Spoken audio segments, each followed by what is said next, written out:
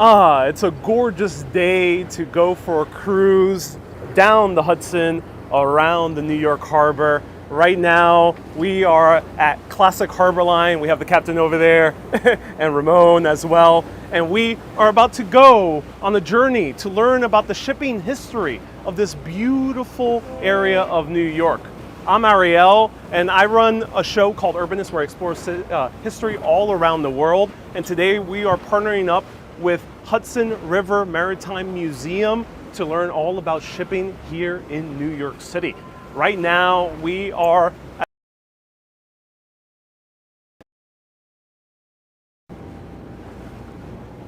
This city grew mostly due to the huge shipping and commerce might of the mighty Hudson, leading all the way up to the Erie Canal. And we're going to learn that today with Hudson River Maritime Museum, which is a wonderful organization that preserves the history of commerce, shipping, sailing all along this mighty river. Let me know if you have any questions. Always feel free to ask. It's a very casual broadcast where we're going to chat a lot of history about boats. We're going to nerd out about everything that is to know about this beautiful river. And I'm Ariel.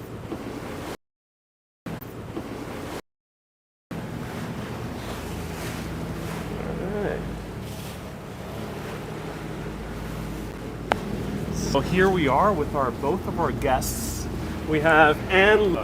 Okay, perfect. So introduce us to what you do for the Hudson River Maritime Museum, where it is, and your role in it. Okay. The Hudson River Maritime Museum is on a small tributary of the Hudson River called Rondout Creek. It's about roughly halfway between Manhattan and Albany. Mm-hmm. And the Maritime Museum is, as I said, right on the creek. And we have a number of programs that we have. We're a museum. A typical, traditional bricks and mortar museum. We go in and see exhibits. So we have some stationary or some regular exhibits, and then we have changing exhibits periodically. Like the exhibits we have up now is an exhibit about sail freight and how it sort of was very popular in the 1700s, and we track it through where it is today. There are some countries that have started to do sail freight a little bit, and there's actually an operation here, which will be one of your future interviewers. Will be uploading interviewees, and then another exhibit is about the Erie Canal, which is coming up on its 200th anniversary. Fascinating. We'll talk more about that a little bit later. Yep. The Erie. And then our other exhibit is about climate change and how it's impacting Kingston in particular, but also the Hudson River. Okay. And then, so that's the traditional museum part. And then we also run we have a very active sailing program where we have sailing lessons for all ages. We have sort of kids and parents sailing, first sail for adults, sailing classes. Right now there's a basic keelboat sail course going on where you get accredited by U.S. Sailing. And then we also have like a summer camp where we have a bunch of kids go out on our sailboats and basically have fun and learn to sail. And we also have a wooden boat building school where we teach boat building. Oh, wow. And we have a combination of classes there, which are, we have after school programs for kids where we build little opti sailboats, which is a traditional, or the understood sort of way of teaching kids about teamwork and empowering them to make decisions and understand a process. And in the end, they come out with a little boat, and then we launch it and they row around and have fun with that. And then we also have other classes, which are sort of night and weekend classes, which are more for adults. I mean, any age can do it. And those, it's traditional skills like carving a name board. There's one on making a live edge table, so you can make a table for your living room.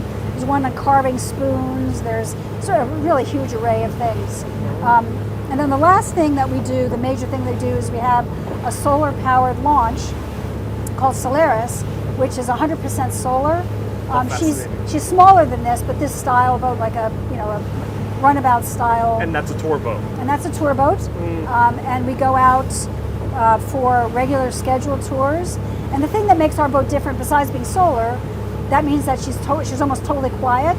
So here, where you have the engine noise in the background, we don't have that. Right. And you're closer to the water, so it's a more immersive experience. And we have programs where we take you out to Rondout 2 Lighthouse, which is one of the 7 lighthouses that are still working on the Hudson River. You get out and take a tour of the lighthouse. And then we also do bird watching, early morning bird watching programs, and we do a wrecked and abandoned tour where we talk about the wrecks. Yeah. You know, so the old days of getting ready to wreck is like, put that there and drive away sort of situation. That's amazing that all these programs are still preserving the history of the Hudson as well. Yes, very much and so. And teaching it to the younger generations. Exactly. If you could pass the mic to Stephen to learn a little bit about what you do, and you're a historian as well. Yeah, I'm a public historian of New York Harbor, a native of Staten Island, and a few years ago, as part of the celebration of the bicentennial of the Erie Canal, I produced a festival of art performances and also boat tours focused on the history of the Erie Canal in New York Harbor. This is really the ultimate destination of the Erie Canal. All the canal boats were brought down here, and in a few moments we're going to be passing some of the significant sites from the Erie Canal infrastructure in New York Harbor. But I also work with the Waterfront Museum, running history programs there. That's based on a 109-year-old wooden barge, a 1914 wooden lighter that we'll see later on today. And it's also a showboat performance space, about to do an American premiere of an Arthur Miller script about longshoremen who worked in Red Hook. It's called The Hook. Very excited about that. And I'm the archivist for the Seamen's Church Institute, which was based right over here on Coenties Slip and still operates out of Newark. It's been around since 1834. And I'm on the crew helping to restore the lighthouse in New York Harbor, Robbins Reef, for the Noble Maritime Collection based in Staten Island, which we'll also have a chance to wave to later on. Wonderful, thank you. Let's pass off the mic to Ann, and then so we can learn where we're going, because you used to be a tugboat captain. Are you still working with tugboats? Well, I mean, I still have my license.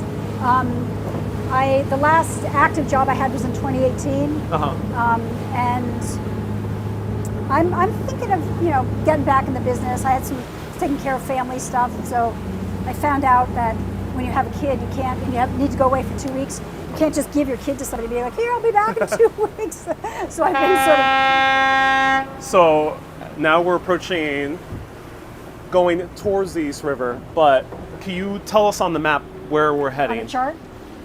On the chart, sorry. Yes. So that's one thing we have to learn when it comes to any maritime activity. There's different terminology. Yes.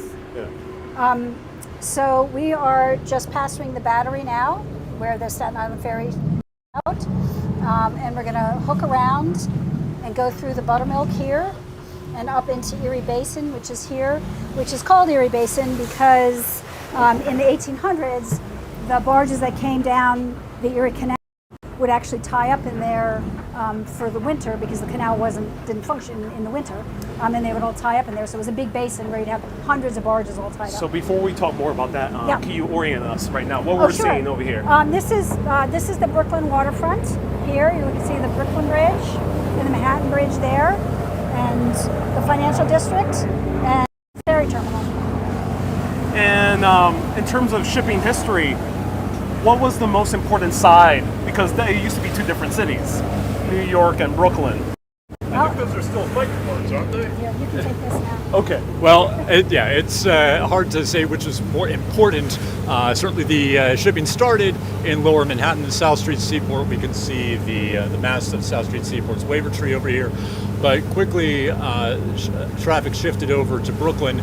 They called Brooklyn the Walled City because by the 1830s, the warehouses lined the Brooklyn waterfront from above the Brooklyn Navy Yard in Wallabout Bay all the way down through here as we're passing down into Buttermilk Channel and So around on the to Red Brooklyn Hook. side as well. Fascinating. See the remnants of the piers and some active piers still that they built in the 1980s.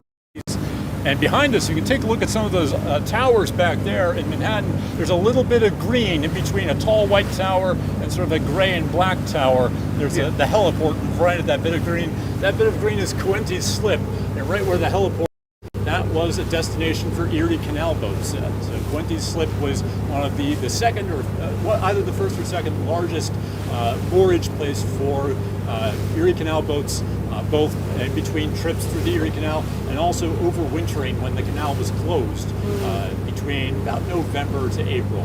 It was a community, families lived on those boats, and a lot of them were served by organizations like the Seamen's Church Institute. Fascinating. Thank you so much. Okay, I'll touch base with you in a few minutes. Let me show people more of the views. All right, everyone. So we are on Classic Harbor Line. It's wonderful with our guests Anne and Stefan. They know plenty of history. But do let us know where you're watching from. And at this very moment, slam that like button. Let's get as many people on this boat as possible, even if we capsize.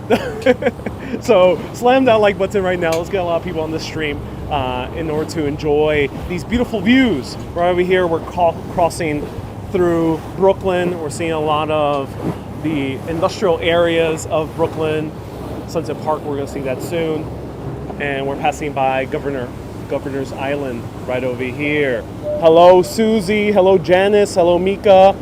Hello, everyone. Let us know where you're watching from. Hello, Jack. Hello, Oleg. Welcome, Lorraine, Mary, Rafael. We have a lot of people tuning in today. Nice to see you here. Do they do tours in the wintertime? Ask Kay. They do indeed, all year round. Hello, Patricia. Cindy says, beautiful boat indeed. Very gorgeous boat here.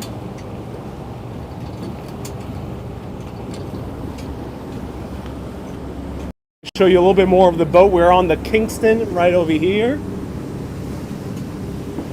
Has a beautiful seating area up in the front. We have the flag of the Kingston right up there. Our captain right over here. Fully focused.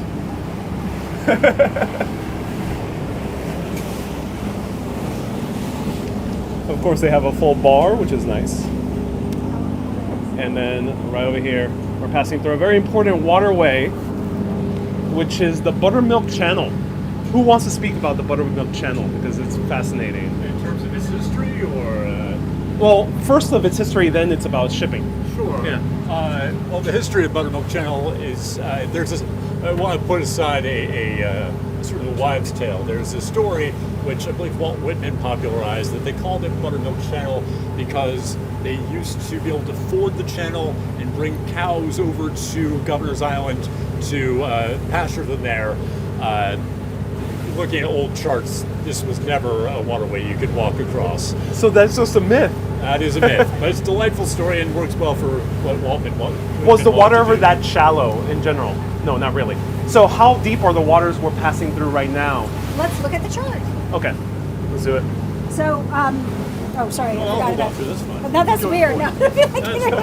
Thank you. Okay, so we have, I'll just, for anybody who's interested in the nav part of this, these are all buoys, and they mark the outer edges of what's called the navigable channel. If your boat is shallower than this, you can go outside of them. There's not like a law or rule or anything, you can't do it. Okay. But generally speaking, they're what, if you stay within that and you're a deep draft vessel, you're pretty much guaranteed to be doing pretty well. So let me pause you there. We're seeing Manhattan, we're seeing Brooklyn, just to orient everyone, and Yes. this is Jersey. Yes. And so we're just coming down the Buttermilk here, and you can see how this channel, this goes from shore to these greens, is a lot narrower than this channel here. And so what tends to happen is on different current cycles, the current really rips through here. And so even if it had been sort of shallow enough for cows to walk through, which is absurd, they wouldn't have been able to, because unless exactly at slack tide, because the current would have taken them away. So there's sort of a navigational unlikely as well as a here. This is a sort of mixed up area because you've got the East River, which floods up this way and ebbs this way. The ebb is coming down. The Hudson River ebbs this way and floods up, and then there's also current coming this way. Part of my ignorance, but what happens when the Hudson collides with the East River? Is there? Well, we actually just went through it. We sort of Currents? saw it. Okay. You notice how when we got down here, part of this is wind-driven, waves, but also sometimes it just comes together, and it's not like a standing wave exactly, but you can see the areas of disturbance where the two currents are coming together and sort of mixing. So there'll be sort of Are we able to see it right now? Do you think so? No, it won't be that visible. It's a nice way to kind of duck in out of the area, out of their way when they're coming down. But it can be tricky. It's actually difficult in the harbor, relatively difficult when you're navigating because there's so many background lights going this way. What do you mean? So many background lights? So is the city in silhouette or like? No, it's a bunch of sparkling lights. Okay, it's a bunch of sparkling lights. Okay, yeah. I see. Yeah. Oh, wonderful. Which and is, can you tell us a little bit about Governor's Island? I can. I actually want to make one little point before I talk about that. If you look over the warehouse here, you'll see some container gantries. You may have noticed that as we passed by. That's Atlantic Basin. In terms of talking about the Erie Canal, that's a really important spot. That goes back to, they started building in the 1830s. By the 1840s, that was operational as a basin for Erie Canal boats. And of course, Erie Canal boats were mostly carrying grain and flour. And the elevator was invented in the early 1840s. It was first built in Buffalo, but by 1847 they had 7 grain elevators here in Atlantic Basin. We're about to go. So tell us what is a grain elevator? Sure, a grain elevator is you may imagine a Midwestern town out in the plains. You've got a water tank and another tall building. That other tall building is a grain elevator. It takes grain out of one vehicle. It weighs it, cleans it, and then it puts it into another vehicle. And in this case, the vehicles are transporting in between are canal boats and ships that are often going across the ocean. Or in some cases, particularly there was a warehouse we just lost a few years ago. It was standing right at the mouth of the Gowanus Canal, and that was mostly for local distribution. And let me pause you here. Where we're entering, what are we entering right now? This is Erie Basin. This was built in the late 1840s into the 1850s. William Beard built Atlantic Basin here in what were salt marshes in Red Hook. A massive embayment for the Erie Canal boats. It also ended up being a major site for ship repair. Todd Shipyard was here for quite a long time. And now we have an Amazon warehouse here with the blue and gray. This was the site of Revere into the 1980s. If you look on the left, you can see this brick warehouse. You can see on top of the warehouse the booms hanging over the top of it. That is a very old design. That is what the shore of Brooklyn looked like from here up to the Brooklyn Navy Yard. Those booms are for carrying cargo up down into those warehouse doors you see on the side of the building. The warehouse beyond it, the taller one, that was primarily for warehousing cotton. Oh, interesting. And we love to talk about the importance of grain and wheat in building New York City's economy, but there's a famous book from 1939 that argued pretty convincingly that transshipping cotton was actually more economically important than wheat. Not to diminish the importance of the Erie Canal, but that warehouse was built to warehouse cotton grown by enslaved people, shipped up here, and then transferred to ships that were going to the north of England, where they had a lock on the technology to turn raw cotton into cloth. That cloth then got shipped back here and got turned into fabric. And of course, we still have our garment industry, the last industry in Manhattan, though that's soon to move to a place we'll see a little bit later on. Right. But let's take a look at Erie Basin here. Right in front of us, we have the remains of one of the dry docks. There were several graving docks here in Erie Basin, mostly now filled in underneath the parking lots of IKEA. And we also see the barges of Hughes Marine. Hughes Marine has canal routes, though a different canal. Marine Company started out with canalers working on the Delaware and Raritan Canal, which runs from New York Harbor, or ran from New York Harbor to the Delaware near Trenton. And we are in the Red Hook area of Brooklyn, right? We are in the Red Hook neighborhood, which was almost entirely, in the colonial period, was almost entirely a salt marsh. And is salt marsh, interesting. So why use a salt marsh to make a basin? Well, it's this is actually this is the edge of the salt marsh. water. It was easy to to make an embayment, to build up a berm, and then to create a deep water area within that embayment. And there were already berms out here in the colonial period. There were berms built for what they call tide mills. So you think of normal water-powered mill, but instead of a flowing stream, they built an embayment, waited for the tide to rise, held back that water until the tide dropped, and then used that water to power a mill. And then we have the breakwater, We do. and it's a U-shaped. Yeah, Yeah, it's right. almost C-shaped. C-shaped, It's okay. It's quite large, and I think place is still important for towing and for barges. And as you can see, we have several barges around here. A lot of these are petrochemical barges. Think of the wheat and grain that we're shipping down on Erie Canal boats as literal horsepower. And now we have a little more figurative horsepower. Let's pass it over to Anne and learn about tugboats. What is a tugboat? Okay.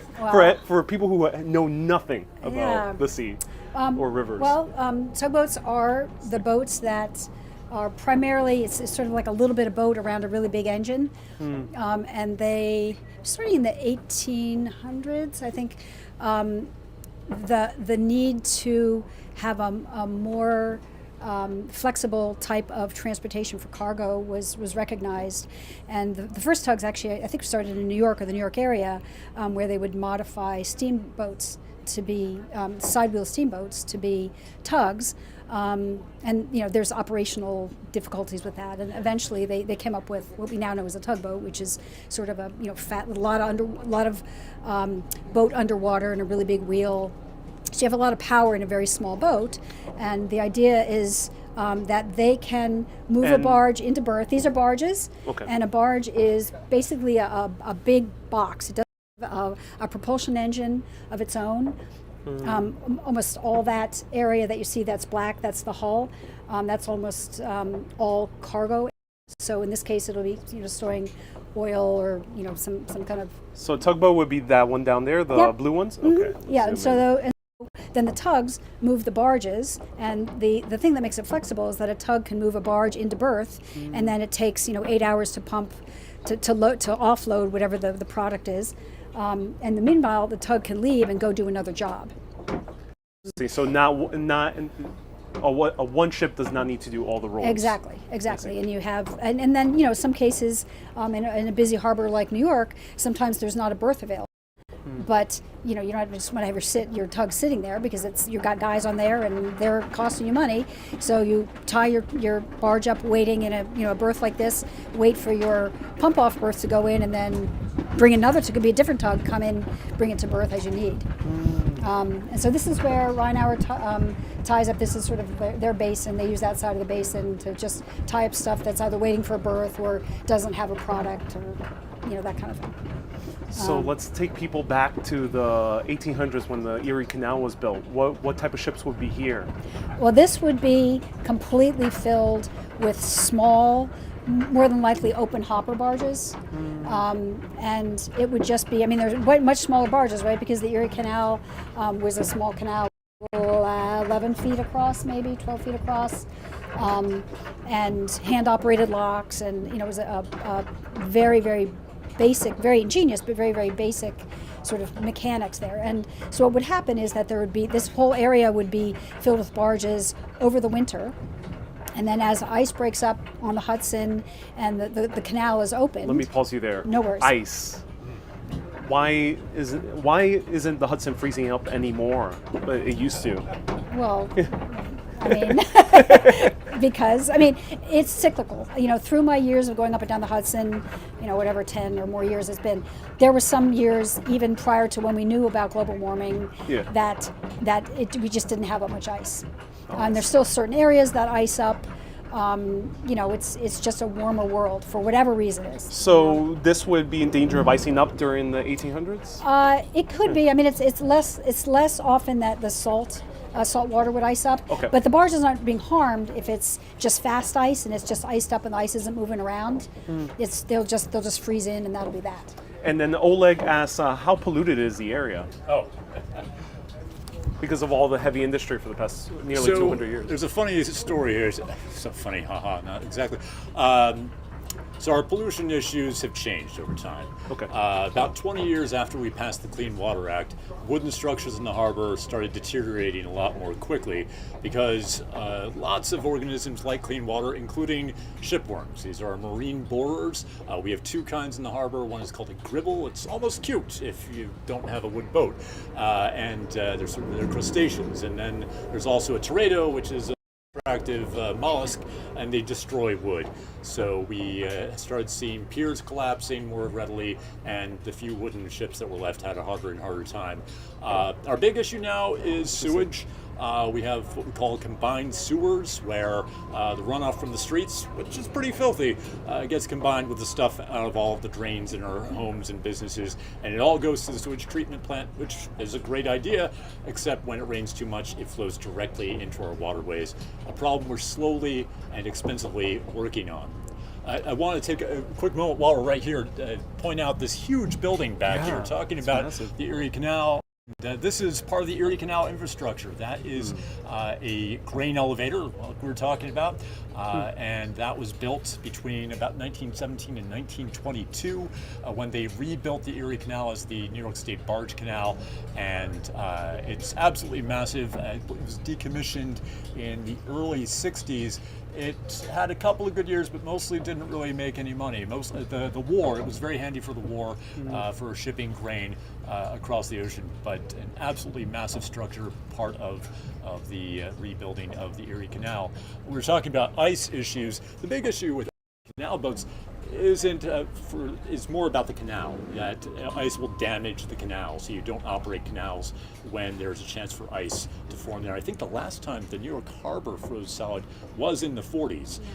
And of course at that time that was a huge problem. Well, you see these petrochemical barges, a lot of them are supplying fuel for our power plants. Everything was supplied in the 40s. It was almost all coal-fired.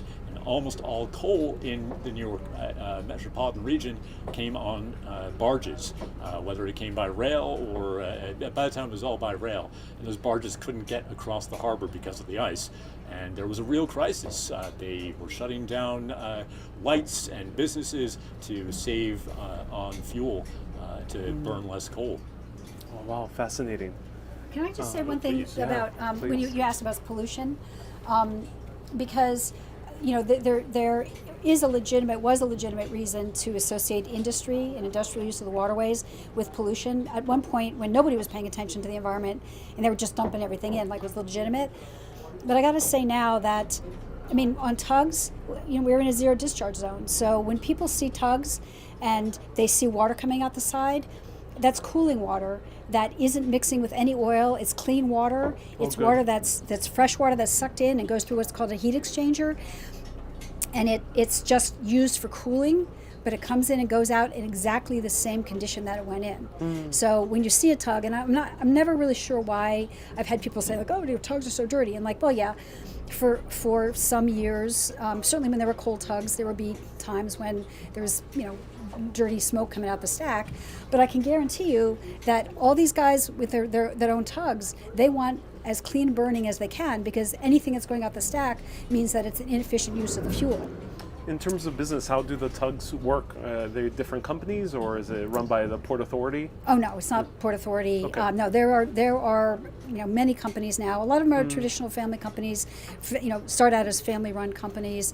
And if we go down, into the Kills, you can see them. But it's, I don't even know, probably 20 different companies that are based in the harbor. But we're all connected by water. Right. So Vane Brothers comes up from the south, and guys come down from Maine. And it's anywhere water is, deep water is, a tug can go.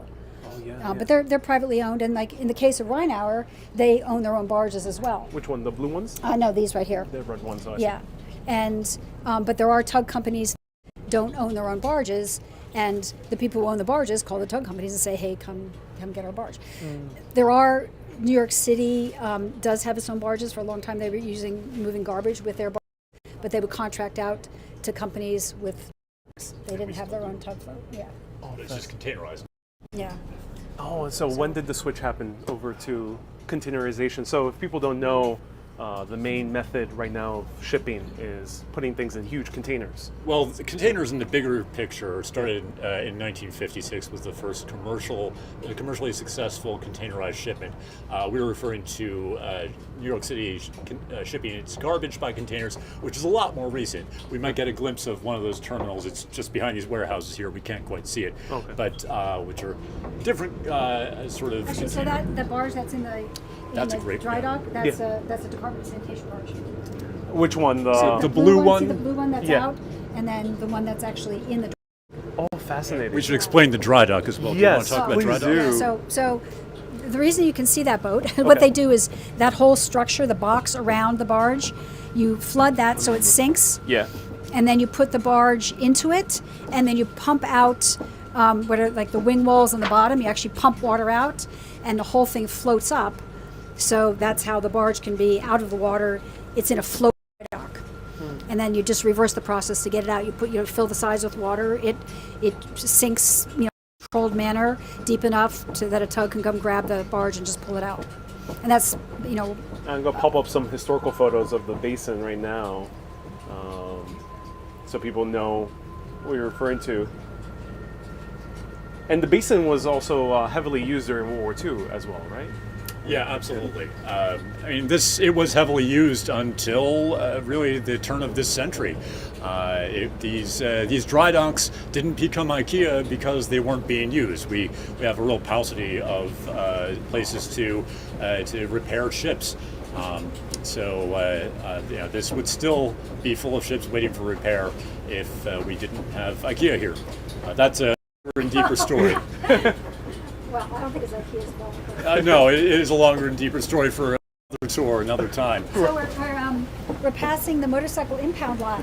So if you've gotten your motorcycle impounded, you got to come there to get it. And a little bit of a tragedy. They just had a major fire here a year or two ago. There was a huge warehouse here where they stored evidence for cases for NYPD, and there was a massive fire, and they lost a tremendous amount of evidence. Oh no! So really. So let me talk a little bit about navigating. I actually used to work for Rhine for navigating. So you come in here, and there's a little bit of wind-driven action on the water, but there's not a lot of current in here. And now you're coming into this little narrow channel here, and when you're taking barges in and out, you're probably have them alongside or you're pushing, and so you have to go through this, sort of narrow area, which is part of what tugboating is. You get used to navigating in sort of tight quarters. But the thing that makes this tricky is that you're in here and there's no apparent current. And then as soon as the bow of your barge, which is 300 feet in front of you, gets out into the current. This is fascinating. The current is acting on the bow of the barge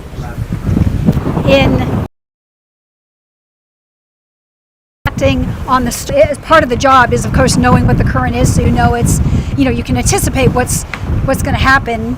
You always have gusts of wind, which are unpredictable. And once you get out here, the current, whatever it's doing, is acting on the entire tow, and it's sort of a more normal situation. But I can say that there have been many sort of sighs of relief getting out. Going in isn't quite as bad because you're going into the area that doesn't have current, but coming out is kind of dicey. Oh, it's dicey. Fascinating. Well, it's not actually dicey. I shouldn't say that. It's challenging. Challenging. I mean, if it was dicey, they wouldn't let us do it again and again and again. But it's challenging. Do you is there a minimum required experience to come in and out the basin for tug captains? No. Or is there some type of regulatory? I'm not. I mean, there wasn't for me. There never. It was sort of like, you got your license, you got the job, figure it out. I mean, truthfully, you learn it, right? If you're smart, you go up in the wheelhouse when it's somebody else's responsibility, and you learn from them. And if you're lucky, you have somebody who's saying, yeah, so I'm going to take this wide because I'm going to be set up so that when the current catches the bow, if it's flooding, they're going to hug that southern side of the channel so that they have room to come to have the current push the barge north. I mean, and then you do it. The only way to learn it is really to do it, and it mostly works out. So now we're seeing the breakwater right along here. Yeah, this is the thing that protects that whole area. And a lot of this stone came over from Europe initially.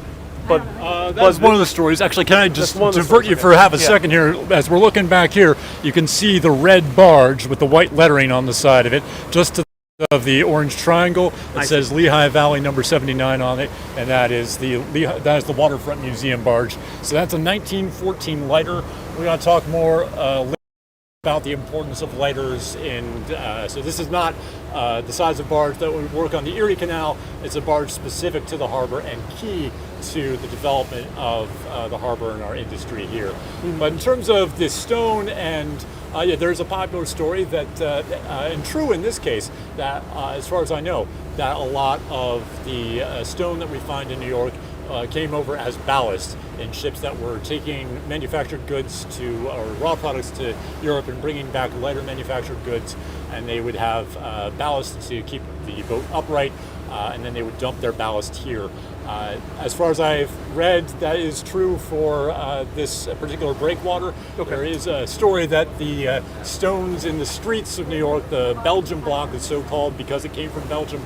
Most of the Belgian block is granite that was mined up in Vinyl Haven, Maine. Fascinating. So the Belgian term is more about the shape. I have a video of Vinyl Haven. Check it out. Search Vinyl Haven Urbanist.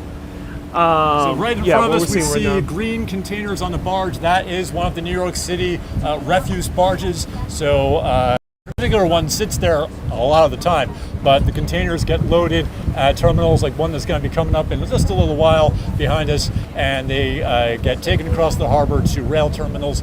Mostly in New Jersey. There's one in Staten Island by the old B&O rail bridge across the Arthur Kill, which we might get a chance to see if we're lucky. Shipped to other places in the country, Pennsylvania, Alabama, and everywhere in between. And let me pause right now. Right now we are on the Kingston, which dates back to 2013, and it was built up in Albany. And this is in the 1920 style yacht. So that's the boat we're on at the moment. But if you have any questions about the industrial and shipping past of the New York Harbor, feel free to ask right now. Teresa says it's very nice. Do people? So Oleg says, do people still have livings? Do people still make a living on these narrow boats here? On these narrow boats? I'm not sure what exactly he's referring to, but just in boats. Canal boats? Yeah, canal boats. The canal boat, in terms of commercial traffic, canal is at a very scant minimum. It's very rare that you'll see commercial traffic in the canal. Most of what the canal gets used for is pleasure boaters doing what they call the Golden Circuit, of going up the intercoastal waterway, up the Hudson, through the Erie into the Great Lakes, and then through the canals back into the Mississippi watershed. But obviously we use barges here in New York Harbor, and there's quite a lot of business around that. And we're passing a buoy. We are. Also behind us, we have, behind this yellow water taxi here, we've got Industry City, as it's called now. This is the old Bush Terminals. And this was a massive complex developed between the turn of the 20th century into the 19-teens and 20s, which they have railroad tracks going into it. The ships would moor here, and barges, and it was just a massive transfer of cargo facility that really kind of laid the groundwork in a lot of ways for containerization in terms of conceptualizing how we handle cargo. That's now being developed into offices and studios, and also our garment district is slated to move over to this neighborhood as well. Oh, that's interesting. And then Judy asks, what kind of clearance does a vessel need from another country to have from the USCG to enter the New York Harbor? I'm sorry, I missed the first part. Coast Guard clearance, international vessel coming into the harbor. Well, I mean, there's customs, of course, that they have to you report when you get in, and you have an agent, and they go through it. But I mean, over the entire upper harbor into basically to the bridge, the VZ Bridge, there's a vessel traffic service, and the Coast Guard is basically monitoring the traffic, and you call and you check in, whether an international or a U.S. flag vessel.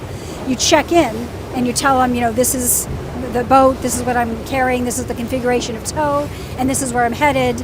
Sometimes they'll ask you what kind of speed are you making, and there are cameras throughout the harbor that are basically, that are looking, that can see most of the harbor. International, I can't actually answer that, having never worked on an international vessel, except for when I was the American one going into Canada, which is different. Oh yeah, I'm sorry. There are pilots. Yeah, so the pilot will get on. Depends on what the weather is, but a pilot will board the ship to actually bring the ship in. And while the pilot's on, they're essentially in charge of the ship. It's to pass the pilot's test. You have to basically be able to draw the harbor.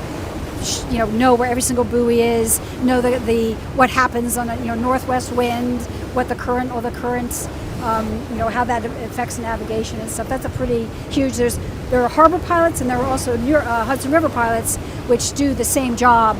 I think north of, I'm not sure where the cutoff is, maybe 14th Street. I'm not sure, but. Well, thank you so much. Yeah. And then Lorraine says, my dad worked on the West Side Piers for many years and always mentioned lighters. What are lighters? Yeah, I can talk about that at some length here. So, lighters, traditionally, a lighter is a vessel that shuttles cargo between a boat that's moored away from shore and shore. But here in the archipelago of New York, we have a special problem where there's shore in terms of Brooklyn and Manhattan and Staten Island, and then there's the rest of the country. And there is no, even today, to get a freight train from Brooklyn to New Jersey, even though it's just from over here to over there, is a 300-mile trip because there isn't a freight bridge for a railroad train until you get up to Selkirk, New York. So to make a shorter trip, what we did historically was that barge I pointed out back at Erie Basin, that lighter and thousands like it crossed the harbor as sort of floating railroad cars, and that was the equivalent of a boxcar. And so the harbor was full of these, loading and unloading from railroad cars in New Jersey and loading and unloading from ships over here in Brooklyn and Manhattan. They did eventually build a rail bridge to Staten Island, and that is still there and functioning. And we still move rail cargo by barge today. In a little while, here we are, Brooklyn Army Terminal. This was started by Irving T. Bush at the end of World War I, completed during World War II. And to stay on topic about the lighters, at the far end of the Brooklyn Army Terminal, right before you see those cranes at the Owl's Head wastewater treatment plant, right in front of the treatment plant, you can see some thin black structures that are just under the roof line of the treatment plant, and that is a float bridge. At that point, we have huge barges that come in with tracks welded to the deck. And those tracks have railroad cars on them, freight cars, that were loaded onto that barge in New Jersey over in Greenville, and they cross the harbor. Still, every 5 days a week, 2 or 3 times a day, we have a freight train cross the harbor on a barge. Is that the same thing as a gantry in Long Island City? Yeah, those gantries in Long Island City is the remnants of a float bridge there. You can also see them over on the North River on the Hudson, just north of 59th Street and the West Side Park. There's one in the Brooklyn Army Terminal. You'll see these all over the place. A lot of them are for terminal railroads, like in the Brooklyn Army Terminal. They only went to those factory buildings in that area. This one actually is part of a railroad network, and there's talk of adding passenger service back to that network. Yeah, that'll be amazing. They call the Interborough Connector. And they're still, for 100 years, they've been talking about building a tunnel to replace that car float service. I have a suspicion we might do it. But let's take another look at this Cass Gilbert designed Brooklyn Army Terminal. Ooh. Absolutely massive. Cass Gilbert, famous for the Woolworth. Exactly. Downtown Manhattan.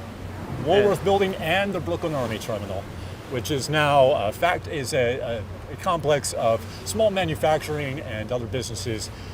And what neighborhood would this be right now in Brooklyn? So we're at the edge of those two apartment buildings in the background, kind of mark the border between Bay Ridge, which is the greenery here, is Owl's Head Park, and on the other side, the left side, is Sunset Park. You can see the trees over those that white ferry boat there. That's Sunset Park itself. I'm sorry, that's Greenwood Cemetery a little farther, and Sunset Park a little closer here. The highest natural point of Brooklyn. There you go. Down there. You go. Well, we got a great view of these car floats here. First stop in the harbor. This was your first Yeah, job? my first job in the harbor was working for a company that was moving the car floats, the car floats, which Stefan was talking about before. And it was, it was my first job, so I didn't sort of know how unusual it was. But then, people were asking me, like, well, what were you moving? What were you moving, railroad cars? And they were like, well, what's in there? I'm like, I think it's garbage, and then summertime came around, and I was like, oh yeah, it's definitely garbage. I mean, there would be times when we'd, one of the structures on the barge, and it would just go from being black to being its normal color because it was so covered with flies. Oh, wow. But you sort of lost sight of it because you just got so used to seeing the flies. And then I remember we were moving sewage barges as well, and there was like this fancy new design, and I think they're made out of like stainless steel or aluminum or something. And I remember just being up in the wheelhouse like, because you couldn't see anything because they never bothered to ask the tug people, like, hey, is a shiny crane car a good idea? Which it really wasn't. So the light was bouncing off of the The bar. sunlight, yeah, was bouncing off. It was just like blinding, whatever. But it's a really interesting like little world. It's a very specific. It's a very specific way to tow the barges, and even now, you got guys who know how to do it and people who just don't. But you just all day, you just go back and forth. It's often a day job, which is nice because usually on tugs you're on for 2 weeks at a time or whatever. But this was start in the morning, move barges all day, and then tie up at night. So it was actually a really nice job in some ways, except for the smell and the flies. Oh, right, of course. So how long was your working day? Oh, I mean, it depended on how much stuff there was to move, but I feel like maybe 8 to 5-ish or something, 8 to 1700, something like that. It was a while ago, so I don't remember, but. And few people are asking, what's the biggest boat you've had to tug? You mean the biggest vessel. boat that I've steered? Yeah. The biggest tug? The Well, biggest vessel that you had to push or pull. Oh, well, I mean, ship jobs, right? Like, we'd go down to Keasbey and dock Navy ships. We did an aircraft carrier once, so I remember we had 7 tugs on it. Oh, wow. That was cool. I mean, that's a really fun job. It can be a little scary because you're right up under this huge thing, but you've got a pilot, one of the harbor pilots, actually telling, whichever tug he calls that tug, like half ahead and hard right or whatever. So you're just following somebody else's direction. But it is scary because you're right up under this really massive vessel. And then I did ship docking in Albany. The ships tend to be a little smaller, but they're also fewer. The other side, you're like backing and filling and going around. But, so I'd say probably the aircraft carrier, which is about 450 feet or something. I don't really know. Very big. That's probably the biggest that I ever had to dock. But So around the size of the USS Intrepid. probably, yes. Yeah. And then the biggest barge I ever moved was probably about maybe 350 feet, something like that. Oh, wow. Which, So right now it's a very hazy day, so we don't see everything super clearly, but orient where we are in the New York Harbor at the moment. That's my old house over there. Oh, well, nice. that's the Verrazano Narrows is out that way, which is basically where New York Harbor stops. And That said, where does the Hudson officially begin? well, the Hudson, we call it the North River. I call it the North River basically until the GW, to the George Washington Bridge, and then north of there is what I call the Hudson. But that's just what the people around me did, so I picked it up. And then we're seeing here that's Staten a Island. vessel called the Golden Energy. What's behind Yeah. the Golden Energy? Staten Island. So for a long time, I want to say, maybe the early 90s, there was a ship docked here. It was just these are all vessels that are at anchor. So you see all the tugs and barges here. Yeah. They're oil. They're more than likely waiting for a berth. They're either waiting for a berth for the ones that are filled, and the ones that are empty that you can see a lot on the sides. They might actually be either waiting for a berth to load or actually waiting for product to load. And then you see the stone barges there. There's like the low barges have a pile of stone on them. And they come down the Hudson in a fleet. Oh wait, those are And they're vessels. ties, yeah, those are barges. Oh, fascinating. They're sitting so They're low so in the low, water because they've filled with stuff. It's a big open box basically. So those are either waiting to go. Those are already loaded, so they're waiting to go into a dock somewhere. They might be going up to Newtown Creek. Basically building supply places. So if people don't know, right now the views of New York City is shrouded in haze. So it looks like what people would typically see in the 1940s, That's what you 1930s. said, Exactly, With all the smog. So, And the other thing you'll notice is that, see how the orientation of all the boats is their bows are pointed north? Oh, I It's see. because they're sitting that way, they're all at anchor, so the current ebbing out of the river is actually impacting them, so they're sitting with their nose into the current. So for people who don't know anything about vessels, what's the stern? Well, the front of the boat, the pointy part usually is the bow, Okay. and the end with the propeller is the stern. Okay. And so in this case, all of these are in push gear. So this is a good example of one here, where you can see the pointy end of the barge. That's the bow of the barge, and then the tug is actually nested into a V notch on the stern, and that's called pushing ahead. And so it's very common for barges like that. And oftentimes, actually, the tugs and the barge will be mated up together. They're sort of purposely built to go together. So wind is picking up. Let's go back inside.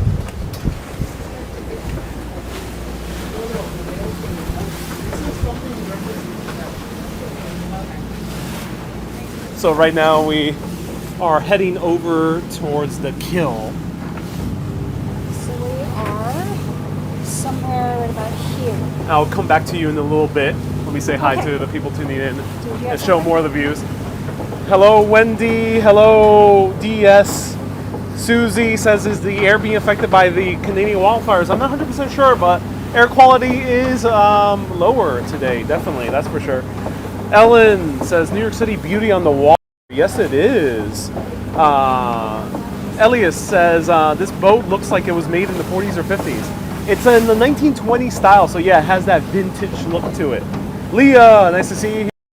If anyone has any questions about shipping, industry, vessels, feel free to ask. We have experts on board from the Hudson River Maritime Museum, HRMM.org,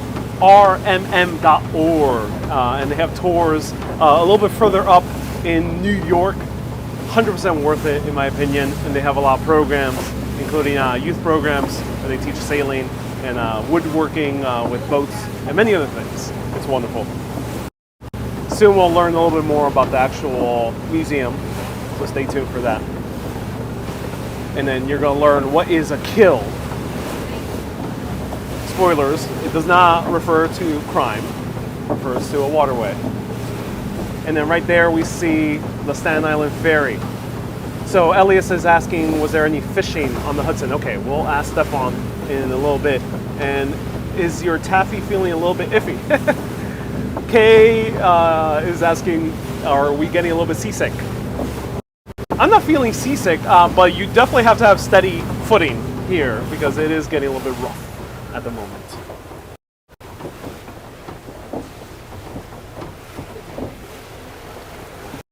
We might know it's one of the newest of the one of the newer Staten Island ferries. Not quite the newest that they've put online. They've just got a bunch of new boats came into service recently. Yeah. This is from the previous class from about 20 years ago that we see going by here.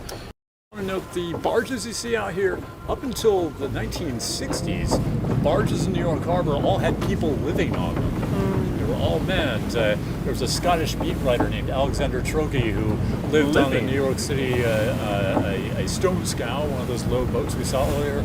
He said he got the job because it was the most amount of money you could get for the least amount of work possible. Class 8, are people still living on barges, or is that? Aside from the guy who runs the Waterfront Museum, it's pretty rare. And but you know, as you were saying before about tugboats, how long is a typical stint on a tugboat? Most boats these days that are sort of local coastwise boats will run 2 weeks on, 2 weeks off, 3 weeks on, 3 weeks off. And the crew that you have on tugs is generally 4 people, so you'll have a mate, a captain, and 2 deckhands. And then on barges, oil barges, maybe a few other product barges, maybe cement as well. There are actually a couple bargemen on there as well. And so there's 2 watches. You work 12 hours a day in 6-hour shifts. And so enough people on the barge to cover both shifts of, in case they're unloading. But it's true that unless you're loading or unloading, you're basically sitting there. I mean, you're supposed to be running around and cleaning things and oiling things and fixing things. Sometimes they do, sometimes they don't. Right. But yeah, they live on the barge their whole hitch. So if they're on for 2 weeks, they live on the barge. There's quarters usually in the stern, and there'll be a galley and a head and a couple bunks. It's very civilized, actually. Oh, I see. And then right now we're approaching the Kill. What is a Kill? There goes one of I'll get to that in a second. There goes one of the what we call them the honey boats, and they're the Department of Sanitation boats that move sewage. Okay. Often it used to be from down the North River. I don't know if they still go down there since they have that plant. Sorry? Do they still run down the North River? So they have that plant at the Yeah, they have the North River has yeah. North River Park has a sewage treatment plant underneath it, and a number of the reason that they have to move the sludge is for dewatering. Not all the sewage treatment plants are able to dewater, so that you end up with a fairly dry, relatively inert substance at the end that can be buried in landfills or used as fertilizer. So those plants that aren't able to dewater pump the sludge into the boats. To the plants that do. Off on the left here, you can see a lighthouse. That is Robbins Reef Lighthouse. And that is slowly. Sorry, repeat that? The lighthouse here on the left. Yeah. That's Robbins Reef, which is a Dutch word means a seal rock. And that lighthouse dates back to the 1880s. There was one that preceded it that was made of granite. It's obviously in a very prominent position. It's currently owned by the Noble Maritime Collection, as referred to earlier, and they're slowly restoring it to eventually Airbnb it as a revenue source for the museum. It's most famous as for one of its lightkeepers who worked from the time that her husband died in the late 1880s until the early decades of the 20th century, when they passed a law requiring housekeepers to retire at age 70. And Catherine Walker was the lightkeeper. Her husband put in the boat in ill health, said, "Mind the light, Kate," and she did for the next 30 years. Raised her kids there, rode them to school in Staten Island, saved 50 sailors and a dog from drowning. And she's an icon of the harbor. There's a Coast Guard vessel named after her, and we love telling her stories. Tracy Robbins Reef Lighthouse, in need of paint, but we're working on that. What's next to the lighthouse? Oh yeah, the little structure behind that. Yeah. Talking about sewage, that is a sewage outfall for Passaic County. Oh wow, fascinating. It's all the way out here. Yeah. There's another one that looks very similar to it off of Brighton Beach, Manhattan Beach, as you go into Jamaica Bay. So Elias is asking, what fascinates both of you the most about the Hudson River's past, and to an extension, the New York Harbor? Yeah, so, I mean, I have two answers for that. I mean, if you're talking about the past, the history, I would say that, I mean, the river is literally what allowed New York to become the Empire State. Yeah. I mean, it was so important. I mean, militarily early on, of course. And when you think about, right now we have roads and trains and stuff going everywhere. But I mean, the basic way to look at, the way that I look at it is like when you're living in New York, it's getting crowded. You want to get out. You want to start a business. There's not enough food. Food's expensive. Coming over on ships. We got to get out. Like you look around, you're like, hey, there's this river going north. We know about boats. Like we can row up there if we need. We can sail. We can eventually take a steamboat. And so it was literally a highway. And the fact that it was an important highway for building the state, and the fact that it's still an important highway to sort of maintain the status of the state and to move goods up and in. Moving things by water is vastly more efficient in terms of fuel consumption than certainly trucking. I think it's 11 times more efficient than trucking, sort of per BTUs, how far you can go, and 7 times more efficient by rail. So that's from a historic perspective. That's what really fascinates me about the river. And from a sort of day-to-day perspective, I have, hundreds of trips up and down the river. And I'm by nature not somebody who's good with sort of repetition. And had you told me before I started going up and down the river, like, you're going to get bored, I would have been like, oh yeah. And I got to say, in all those years, I didn't get bored because there's always something to look at. Oh. Whether it's weather, yeah. I've floated by, 7 immature bald eagles ripping the guts out of a fish on ice floe. There's, kids, people having parties and going on the public beaches. I mean, there's just always something. There's weather, there's squalls coming, and everybody hunkers down. And so I'd say that that's actually my favorite thing about the river, is that it's so many things for so many different kind of people. Elias says he really agrees. And then before we move on to Stefan, Oleg asks, what's the fiercest storm you saw, speaking of weather? Well, I have two answers. One in the harbor. It was, I'm not good at years, but late 90s, I'm going to say. They actually closed the harbor. It was cold out because I had my float coat on. It was really cold, and it was windy, and we were like the last barge that they were letting get into berth. And we were crumbing across the harbor, and I was on the bow, with the radio, getting ready to talk the captain in, and a gust of wind came, and I was going off the end of the barge, and the bargeman dove and grabbed onto me and pulled me back. So that was like the fiercest wind situation. That was a close call. And then there have been times on the Hudson, which seems like, it's inland, it's not that bad. But especially on the northern Hudson, where the channel is very narrow, you have squalls come through where it's basically just a line of black. You can see, it's not even black, it's green. It's so like weathery. And the rain starts, you can't see anything. You don't have a picture on the radar because the rain is so thick. And you basically have to you have GPS, you have your chart plotter, but you're basically like, I can't actually go forward. The best I can hope to do is not get blown out of the channel. So there have been quite a few of those. That's what I got. I wonder if that winter storm in the late 90s, the biggest storm I remember from the late 90s was the blizzard of 96, but there were a few storms in there. I'm so glad you answered the question about your favorite thing about the harbor, because that is such a hard thing for me to answer.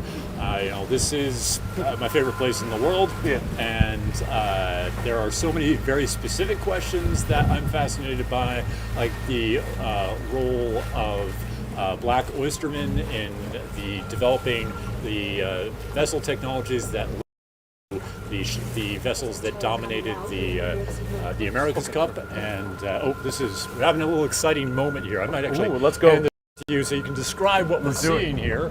Let's do it, and we'll resume a little bit later on that. I'm always excited by oncoming traffic. So what you see, let's go to the front. Yeah, if you this orange ship here is the bow? more than the bow. There we go. We're passing actually fueling terminals where you actually go and fuel up your tugs.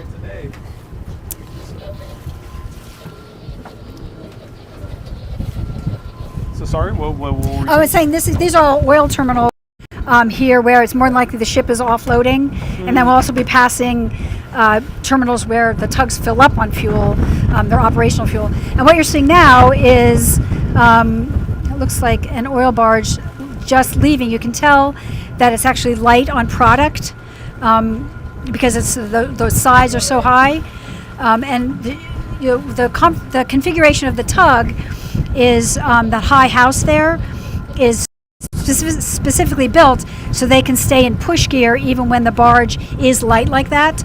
A lower tug, you wouldn't be able to see over the barge, you'd just be looking at the back of the barge. More and more it's common for them to stay in push gear like that. In the old days, before they had V-notches like that, you would push, but you'd also oftentimes have take things alongside, and sometimes even tow, and that deciding how to make up your tow is based in part on the handling characteristics of the barge, but more often than where you're trying to land the barge. Like sometimes you don't have enough room to be alongside, so you go in push gear or whatever. Yeah, if you're not paying attention, you might think it's only one vessel, but right there is the tug. Yeah, and so you can tell by the exhaust coming out of the stack and the sound of the engine that he's having to do a little bit of maneuvering. You can smell it too. Yeah. He might actually be going in to load at that terminal right there. That's why he's slowed down. Point, the tug, and the barge is the Baltimore. Yeah, and that was one of the companies I was talking about. They're home ported, I think down in Maryland, somewhere down there, and they're doing work up here because you can go anywhere you want with a tug if there's water. And then what's this that we're seeing over here? So this is what I'm saying, is it's more than likely offloading. I sort of lost track of which terminals do what. When you're moving oil all the time, each terminal has a name, and the dispatcher will tell you, bring it to whatever Sea Warren, and that which terminal it is. I can't I don't remember that anymore. But I do know that this right here, what used to be called IMTT, I don't know what it's called now, and I think that's it. And you would bring your tug in there to fuel, and you can, and it's they offload there and they unload there. People often take the city for granted. They think everything just magically appears. The gas, the water, the garbage goes out. But here we see really what the backbone of the cities around us. Do you know which of these is the orange juice terminal? I don't even know what that is. Well, we bring juice into the city in huge tanker ships, and they moor somewhere in here. I don't forget exactly where. But they're always quite a sight, and if you look at them on the marine traffic app, you can see that they all have citrus-oriented names. We have an interesting bit of cargo over here. Everything under the black tarp is salt. This is the Atlantic Salt Depot. It was, for much of the early 20th century, U.S. gypsum. They made drywall here at this location, but under this black tarp and the one over there on the right, it's all salt for putting on the roads. So this is Staten Island. That's correct. And this is New Jersey, right over here. And we were talking about the kills. Did we get? What does the word come from? Because it's it's a Dutch word. It's a Dutch word. So kill means creek or stream. So I always, as a native of Staten Island, I was always sort of bemused as a kid this term fresh kills, which is famously the site of our enormous erstwhile landfill. Yeah. And fresh kills, what is that about? Well, it's a freshwater creek. So so we have here the Kill Van Kull, and then at the end of the Kill Van Kull, way off there in the haze beyond the Bayonne Bridge, that beautiful arch going over over the water, the roadway recently raised up so they could get the larger ships through the newly expanded Panama Canal down there. And on the left, that huge crane is called the Left Coast Lifter, built for working on huge bridges. They brought it over here from the West Coast to work on the Tappan Bridge, and it's looking for a buyer if you have about $6 billion. But this is the Kill Van Kull. At the end of the Kill Van Kull, you take a left and you go into the Arthur Kill. And what would Van Kull would be a name? Van Kull. As far as I know, I'm not sharp on the origin of Kill Van Kull, but it certainly sounds like a Dutch name. And right over here. Is this how? Sorry to interrupt. Is this how it naturally looked like back during the construction of the Erie Canal, or has it been widened? It's been narrowed. On the right, you would have had more salt marshes. The shorelines of the harbor were mostly salt marshes. This area, about 100, 150 years ago, was not too different from what it is now. It was petroleum. There were major ports of petroleum here. One big difference was that the shoreline would have been littered with the remnants of our age of sail. And over here on this side in the greenery, you can see just coming up, there's going to be a white structure in the greenery, an archway leading you to Snug Harbor. I could talk a lot about Sailor Snug Harbor. It was a retirement community for seafarers, started here in 1830, and at Sailor Snug Harbor, which, if I may be so bold, is the Lincoln Center of Staten Island.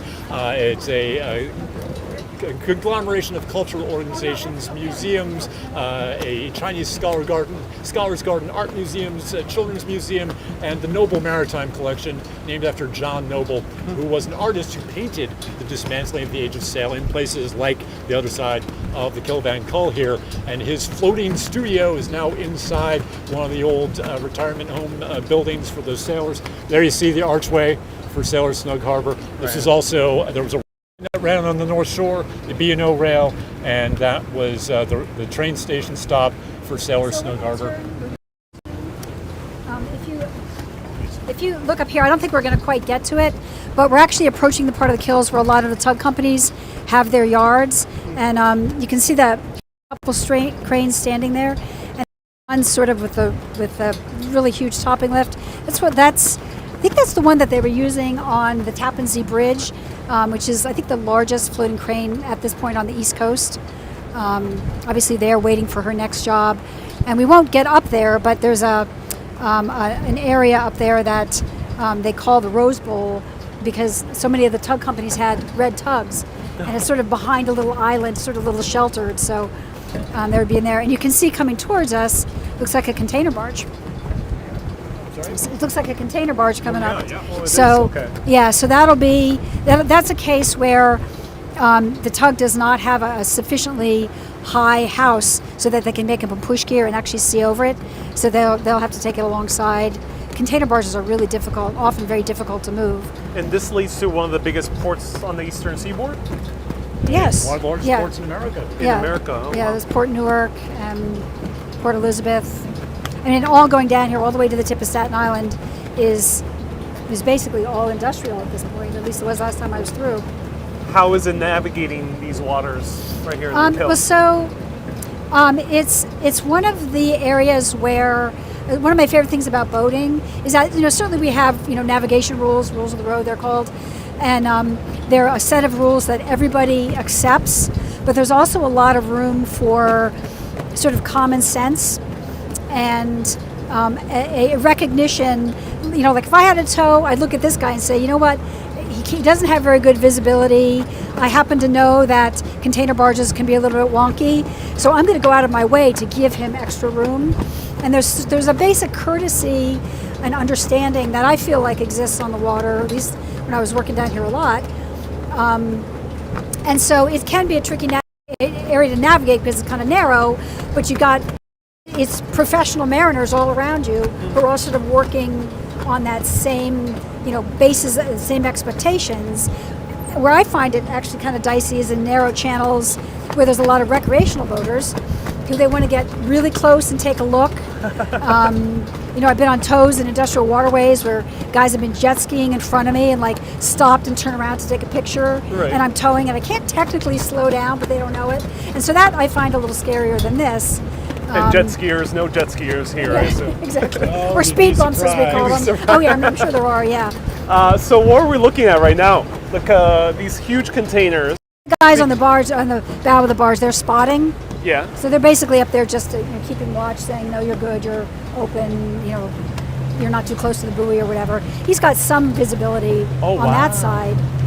And they typically make up on the starboard side because that's sort of his side of the channel. Yeah. So when you're in the wheelhouse and you can't see, the entire tow, you know that if you have your tow within your buoy line that you're going to be okay on the other side. So a lot of times when you can, you'll make up on that side alongside. So that's his green. And so I shouldn't assume it's a he, it's just a matter of speaking. So he'll Beautiful. keep that.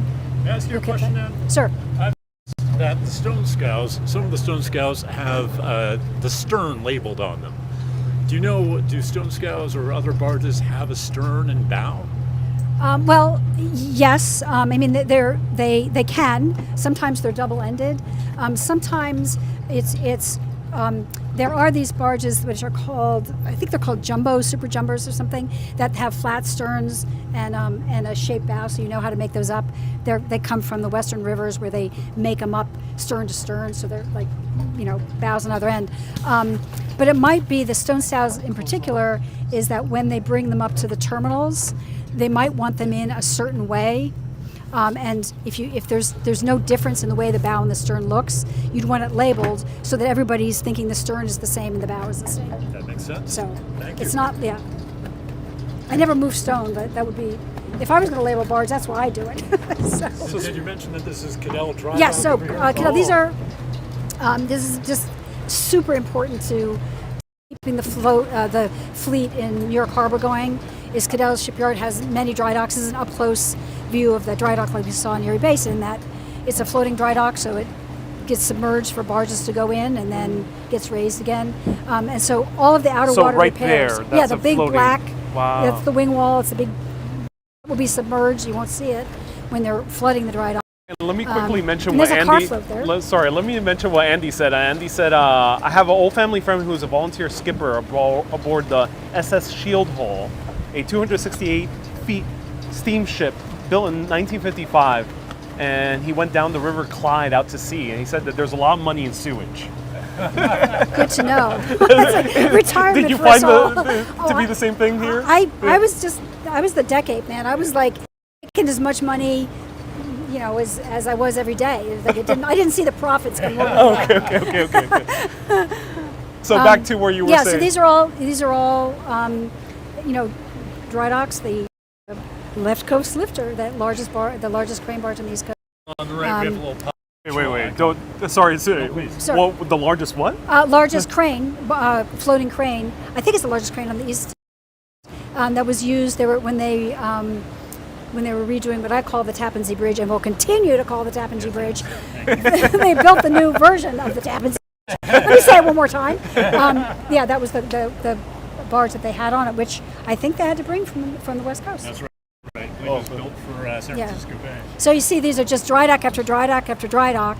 Yeah, quick pop cultural reference. We're looking at my favorite boat in New York Harbor, the Staten Island ferry JFK, which was purchased by two celebrities, Colin Jost and Pete Davidson. Thank you. Wow. I used to take that boat to school every day with the old Marine and Aviation emblem on the exhaust stack there, And next to a public park. DS mentioned that he used to pay 25 cents or 50 cents for it. Yeah. Now the ferry is free. Wow. Do you know what they're going to do with the vessel? A relative of mine just sent me a video of him talking about his new movie, saying, "Well, I'm paying a lot for mortgage. We gotta do something." Doesn't sound like they have a clear plan. I'd be happy to offer them a clear plan. I've got great ideas. Ideas I think are great. We just need a little collaboration from some city organizations. So, Pete Davidson, I know you're watching. Hit Stefan up. Let us know what you think this ferry should be moving forward. And also, I'd like to add, having been in the vessel restoration business for over the years, you're not the only one who's struggling with an old boat. It's really funny to watch people who have their hearts are in it, but they may not have the full understanding of actually what it means to restore a boat. Right. And there's always that moment where you can just see it on their faces where they're like, "What? Oh." So And he's not alone. your boat dates back to early 1800s, right? My boat, no, I was working for a project, Okay. the steamboat that was 1902, but I've since left the project, and the boat's still out in Buffalo. I think they're doing stuff with it. But, yeah. So the other thing I'd like to say is that I feel like, in line with industry dirty, I feel like people have perceptions that shipyards are dirty, but you'll see across the apron there, there's a curtain, and when they're sandblasting, there will be some dust, but they do their best to contain it. And all of that grit is collected and disposed of very responsibly. So again, that perception that it's somehow dirty. Yeah, in past it is not dirty anymore. Having been in dry docks where sometimes there's stuff you just can't do because the dry dock owner's like, no, dirt's gonna go everywhere, we can't do it. So I would just like to clear that up. Oh, that's good. You can see there's an apron right there. And Paula, Laureen, and a few other people are saying they're getting seasick. Oh, so sorry. So, since both of you are seasoned on the seas/rivers, what's your pro tips for seasickness? Well, I mean, it happens. Oh yeah. I mean, so there's not. I mean, there are actually medications that you can take now that help a lot. But I would say, you find the place on the boat that is sort of the one that's moving the least. That'll be sort of, at the deck level, maybe midships. It's not going to move. Tugs are notorious for not only, pitching, but they're rolling and they're also yawing. So it's every motion you can have. Does it get better over time? It does eventually. Some people not. Okay. But it takes a lot of time, and there are some people who just never get seasick at all. But I would just say take medication, don't eat too much, and stay hydrated. Right. And do you think this area will ever change, similar to the rest of Brooklyn and New York's waterfront? I've got opinions on that. I don't. Okay. I mean, I hope it doesn't. I'll give it to Stefan after this. But I hope it doesn't, because this is sort of it's hidden, but it's really, really important for New York to have this. This is an economic engine, and the stuff that goes on here is what allows us to do all the stuff we do in our day-to-day lives. Drive our cars, heat our houses, fly airplanes, So I really hope they don't force it out. Although there are concerns with sea level rise this infrastructure is actually pretty fragile when it comes to that. Can we see the sea level rise on the rocks, or is No, this is all tidal. not so, too much, not yeah, too visible here? No. Sea level rise has only been a few inches at this point. Yeah, And our it's tidal not. range is about 5 feet. Yeah, so what you're seeing now is when you see something wet, it's just the difference between high tide and low tide. And I know that there was talk about, with aside from whatever wacky plan they're going to do with putting a wall across the mouth of the harbor, I know that there was talk about actually relocating some of this stuff inland, perhaps up to Buffalo and areas like that, which sort of makes sense, but it's really going to change the economics of it, because now all of a sudden you're going up the coast and across the seaway. There's no other way to get to Buffalo at this point. I mean, you have the canal, but you're very limited on size. So I hope that they do figure out a way to keep this here, and that they encourage people to understand and support industrial use of the waterways, because it really impacts us in every way. No, I couldn't agree more, and it really is on us as voters to make sure our politicians understand, and for us as people who work on the waterfront and educate about the waterfront, for us to make sure everyone understands the importance of our industrial waterfront. And this is something that communities all around the country are dealing with. They're trying to, as people return to the waterfronts, because we've cleaned the water and they're pleasant places to return to, we need to balance industry, recreation, residential, and transportation purposes and uses, while adjusting for climate change and sea level rise. There are plans. Powers that be are really committed to. They're very interested in restoring the rail line here. It's a right of way that still exists for the most part. And Staten Island? Yeah, they want to turn this into bus rapid transit, going from the ferry terminal in St. George all along this waterfront here, and then it cuts over to the Goethals Bridge to Newark. The Goethals Bridge was built so that it could carry bus rapid transit, not heavy rail, just transit. Now, if you're putting transit here, then the fish aren't taking transit, so it's not doing a lot of good on the waterfront in that way. If it were further inland, it would be more resilient, and it would also not disrupt industry.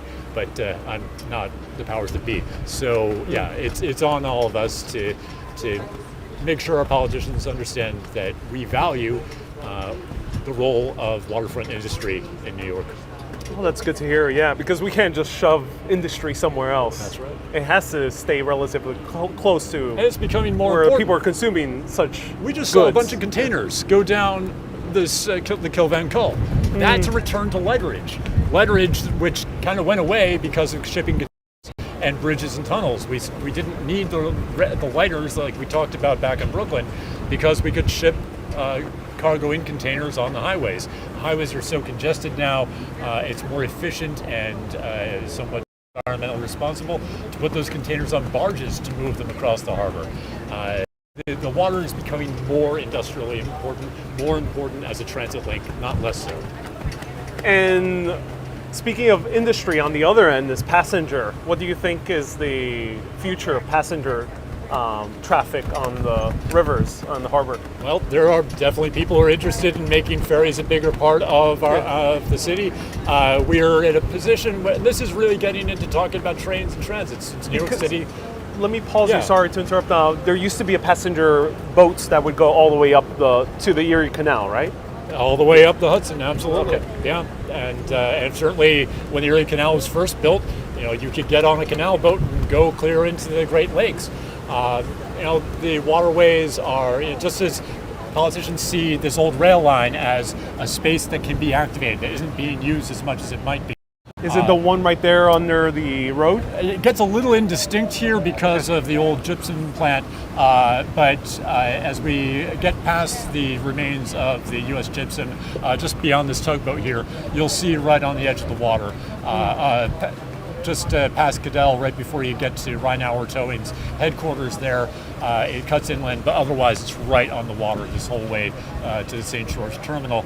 But yeah, the waterways are another place that people see room for expanding transit, reaching neighborhoods that aren't easy to reach by train. We're not building new subway lines because it's very expensive for the most part. Can I talk about the Hudson soon? Please talk about the Hudson, yeah. Oh yeah, Because I'm here for the Hudson River Maritime Museum. I'm like, Yeah. I want to talk about the river. So, there are more and more, they're usually in the fall, but there are more and more trips that harbor companies are offering for passengers to go up the river. And I feel like there might be the potential for more of those kind of trips going farther north. The big problem is that people get on and they just want to get to where they're going. And you mentioned before the steamboats that used to go up to Albany, and certainly it was an easy mode of transportation, affordable for most people. But built into that was the concept. I'm assuming I obviously wasn't there, but I'm assuming was the concept of enjoying the travel itself.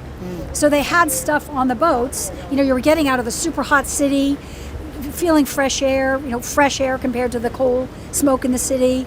As you're going up the Hudson, it's getting cooler. Sort of, the pressure that you feel in the city is falling away. And I mean, there is the potential there. The infrastructure is not there, but the potential there is to reintroduce that, not on as large a scale necessarily as was being done when there were day liners and night liners, and people were using it primarily for transportation. But I mean, it could have a renaissance where instead of jumping in their cars and zooming up the thruway and then getting stuck in traffic to get to their weekend house or whatever, like it may be a thing where why couldn't we have one big boat? I mean, why couldn't we have they have boats like this, maybe a little bit bigger, the Staten Island ferry? That would be actually really funny to fill that with people and have captive audience for whatever comedy shows, good or bad. Like, you must listen. But I mean, the steamboats, they had ballrooms. Some of them had bowling alleys. I mean, there were like things to do, and being underway on the trip was part of the attraction. Right. That's not a thing now, but why couldn't it be? Especially with the advent of better, more efficient electric boats. People were concerned, which was good for them, about their carbon footprint, just taking a boat for the fun of it. Well, pretty soon we'll probably have large battery-powered cruise ships, and we can do inland cruising, and you're up to Kingston in a day. You stay overnight, and then you can take the train back down if you're in a hurry, or take the boat back down. And where is the museum? Oh, the museum itself is in Kingston, as I said. It's 89 nautical miles from the Battery, and it's a good weekend trip for people who want to go up and visit. We're near Woodstock and Saugerties, and we have that's good. Yeah, we have a lot to do in Kingston itself, but then if you wanted to spread out, and the Maritime Museum has quite a few things to do. It's definitely many hours of activities. And then the thing that's unusual about Kingston is at the waterfront, there's a commercial center right there, and a lot of old Hudson River cities, you have to kind of walk uphill to get to the city, but we have restaurants and shops right on the waterfront. Susie says, I wouldn't have the patience to take a boat up to Poughkeepsie. Well, as you mentioned, there used to be entertainment on the boats and meals and things like that, so it would be a fun time. Yeah, patience is relative. It depends on what your goal is. And it's sightseeing, and the sites are gorgeous, right? Beautiful. Up the Hudson. Yep. And Ellen says, please spread the word, and that's what the museum is doing. Yeah, well, and that's the thing, is that even though we're a museum, a museum in words, we're about the past, the present, and we're starting to look at the future with sea level rise and sort of how the population is changing, how use of the river is changing. So many boaters, which is great. So many boaters on the river now. And how can people find more information on the museum? We have a website, which is HRMM.org. And then you can go there. We have information about the programs that we have, and we also have a YouTube channel with past lectures. And we're actually working on a few films. We're working on a film about what we call the Seven Sentinels, which are the lighthouses that line the Hudson River that are still in operation. And we're going to stick around for like 5 more minutes. Feel free to ask any questions you might have to Stefan and to Anne. Right now we are on the Kingston Classic Harbor line, going right past the Kill Van Kull back to the New York Harbor. and it's a beautiful ride. They have public tours on the Classic Harbor line, also public tours on the Hudson River Maritime Museum that you can find. So feel free to ask any questions right now. Veronica says, can I take a boat to Kingston? Can I take a boat to Kingston? No, you currently, I think as far, you can get to Bear Mountain at this point. I think the Circle Line runs a boat up there, yeah. Okay. So you can't take a boat all the way up, but you can take, there's, I don't know if there's a passenger boat in Peekskill, but there are several areas where they do have local passenger boats. I know that obviously we have 2 in Kingston. So you can take boats on the Hudson, but not all the way up. And then let me see if there's other questions. Jack says, how is the Staten Island even covered economically? Like, how does it stay free? Stay free? Why is the Staten Island ferry free? Right? Staten Island, every so often, Staten Island threatens to secede from New York City, and making the ferry free was Giuliani's way of keeping them in the city. Honestly, a lot of times, collecting tolls is more expensive than just running transit for free, and that seems to be the case with the ferry. And let's see. It's Irene's birthday today. Irene, happy birthday. I'm glad you're enjoying this show all the way over in Chile. Ooh, tasted the salty water. Ellen says, I love the transport around the Hudson and here in New York as well. And Ellen says, I learned today why it's called the Hudson. So not everyone knows, of course. Well, it's not actually called the Hudson. We call it the Hudson. That's a very different concept. Indigenous people called it because something very different. The museum is located in what used to be Lenape land. It's true. Yep. Yeah. Yep. And we have an acknowledgement statement on our website, and we're actually expanding our scope of what we think of as the history to include more of what's popularly called prehistory, but is full history and not just sort of the post 1600 history. Stefan, where can people find more of your history work? Well, I've got a long list of organizations, the Waterfront Museum.org, and also at SeamanschurchInstitute.org. Go to the archives there and you'll see a lot of my work. And where can people book tours and classes? You can go to HRM.org, HRMM.org, and everything, all the information will be there for the wooden boat school classes, sailing classes, the hours of the museum, that you can come see the exhibits, and the special tours that we have for Solaris. Perfect. Thank you so much for joining us, Anne and Stefan. Such a pleasure. I'm going to stick around for a few more minutes, say hi to people. It was such a blast. Thank you. All right, everyone. So that was an amazing tour, in-depth knowledge dump of all the wonderful insights of the New York Harbor and the river. And right now we're looking back at the harbor. It's wonderful, it's gorgeous. If you enjoyed this video, slam that like button right now. The waves are getting bigger. I felt some splash right now. We're in the splash zone. It's wonderful. I love the haziness of the New York waterfront. We're also seeing Jersey City over there. We're seeing the lighthouse a little bit closer now. The Statue of Liberty there in the distance, that's really cool. Susie says I need to do a cruise. Oh yes, indeed. This is Classic Harbor Line with the Harlem River Maritime Museum. One more time. Hudson River Maritime Museum. And then I'm gonna pop up the link for Classic Harbor Line right here. All right, things are about to get rough. I'm so excited. This was amazing. If you want to check out more of my work, I explore cities all around the world. You can go Urbanist Live on Instagram and Urbanist Exploring Cities on YouTube and see many views. I cover a lot of ferries, not just in New York. I cover ferries in Helsinki, London, Paris, many other places all around the world. Oh my God.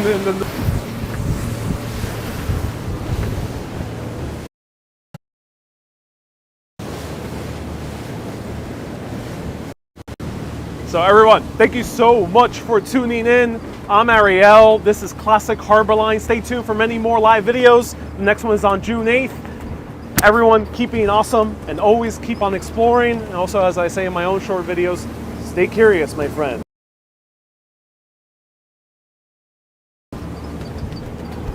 Bye-bye, New York, New York.